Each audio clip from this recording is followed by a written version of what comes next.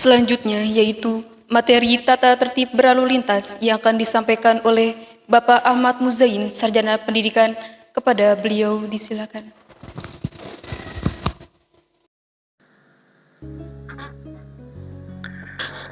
Baiklah, hari ini kita mulai saja materi tentang tata tertib lalu lintasnya.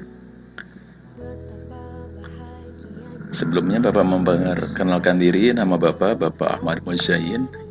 Kemudian di kelas 10 Bapak mengajar mata pelajaran simulasi dan komunikasi digital.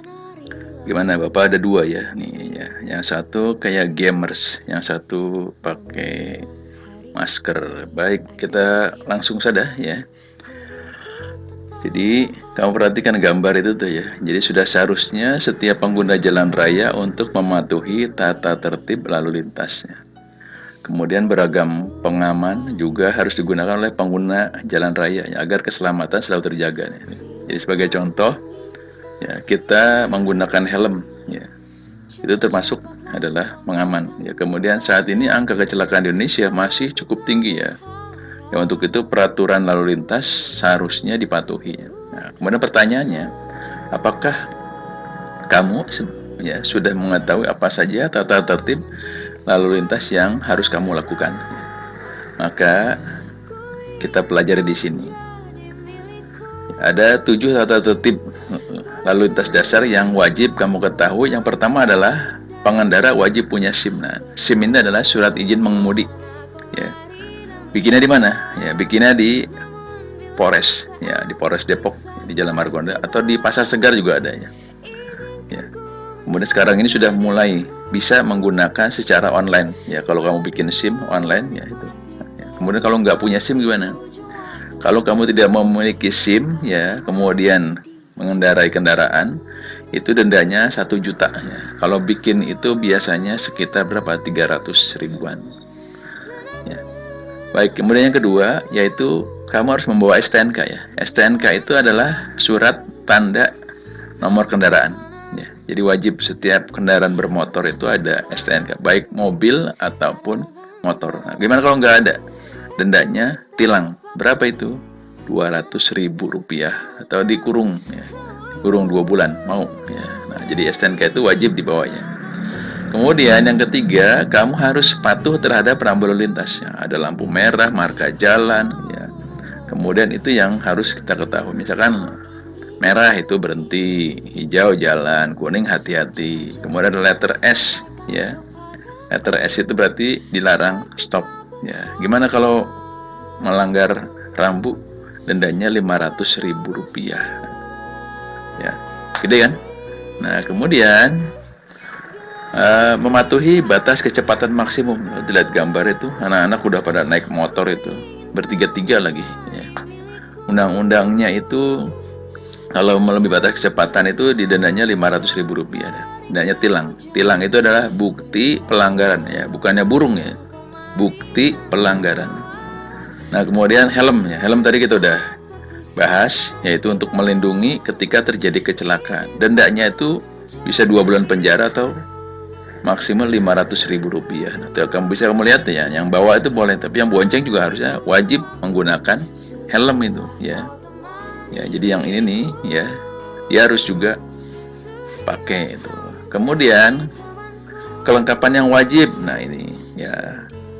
Pertama lampu ya, lampu rem, kemudian sen, klakson, knalpot, ya, spion, speedometer. Ya, itu punya tugas yang vital itu ya. Jadi contohnya ada ibu-ibu tuh kalau belok sennya kiri, belok ke kanan. Nah, ini sering terjadi tuh ya. Kemudian lampu itu nggak hanya cuma siang ya. Ya nggak cuma malam, siang juga sekarang harus dihidupkan. Ya, kaca spion, knalpot nih. Kebanyakan anak sekarang kalau pakai knalpot racing itu berisik ya.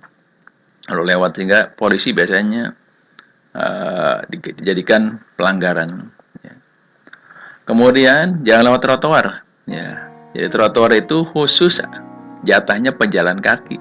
Ya, jadi kalau kita di situ nggak ada hak yang berkendara di trotoar. Mau alasan itu macet kayak ya, mau jalan pintasnya, jalan apa? pejalan kaki dan pesepeda itu ya, sepeda goes itu punya jatah di situ. Ya, undang-undangnya undang-undang tahun 2009 ya, nomor 22 tentang lalu lintas dan angkutan jalannya. Jadi pengendara bermotor harus mengutamakan keselamatan pejalan kaki dan pesepeda. Ya, dendanya berapa? 500.000. Kemudian kalau dikurung 2 bulan. Nah, kemudian sekarang gimana? Udah tahu tentang tata tertib lalu lintas ya? Ada berapa tadi? Ada 7. Ya, ada 7 tata tertib lalu lintas yang minimal kamu harus ketahui. Nah, kemudian tambahan sekarang nih, pas masa pandemi kita wajib menggunakan masker. Jadi kamu lihat di TV-TV ya, pengendara tidak menggunakan masker juga didenda sekarang ya. Seiring dengan apa? Mewabah virus corona. Nah, itu bagus ya, anaknya pakai, bapaknya juga pakai. Kemudian yang terakhir, jangan menggunakan handphone waktu berkendara nih. Bisa dibayangkan kalau ini tuh saling lihat-lihat di depan nggak ketahuan, gimana jadinya? Nabrak kan? Nah, nabrak gitu. Bahaya. Nah, dendanya 700.000 ya. Maka ya, kamu harus hanya adalah waspada dalam berkendara. Nah, jadi bisa menambahkan kostum buat diri sendiri ya, misalkan jaket, celana panjang, sarung tangan, sepatu. Nah, sehingga mencegah dikatakan lebih baik daripada mengobati. Nah, itu ya. Jadi ada 7 tadi ya. Minimal yang harus kamu ketahui ya. Ya, cukup ya. Terima kasih. Semoga materi ini dapat bermanfaat ya. Setidaknya dapat mengingatkan kamu mengenai tata tertib berlalu lintas sesuai dengan aturan yang berlaku. Baik ya. Pesan Bapak buat kalian semua, nanti kalau sudah masuk sekolah ya, harus mematuhi rambu lalu lintas. Apa tadi? Ya, memiliki SIM. Apa itu SIM? Surat izin mengemudi. Ya, di mana? Bikinnya di Polres. Ya, kemudian bawa STNK. Jangan pakai motor bodong. Ya, motor tidak bertuan. Motor itu nanti ya, bayar pajak, ada STNK, ada BPKB. Di mana bayarnya? Di kantor Samsat itu. Ya. Kemudian tadi apa? Lengkap. Ya. Lampu spion, lampu rem, knalpotnya yang tidak racing tuh ya, tidak berisik ya. Kemudian jaket, helm, ya, sepatu. Nah, kemudian juga apa? Jangan menggunakan handphone saat berkendara. Sehingga nanti ketika kamu berangkat dari rumah ke sekolah, bagi yang menggunakan sepeda motor ya, maka akan aman mulai dari rumah sampai sekolah, kemudian dari sekolah sampai ke rumah. Baik, Bapak kira cukup ya materinya. Ya, Bapak akhiri. Assalamualaikum warahmatullahi wabarakatuh. Ya, salam sehat semua.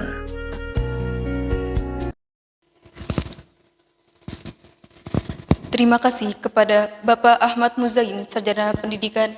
Semoga apa yang beliau sampaikan dapat kita terapkan dalam kehidupan sehari-hari.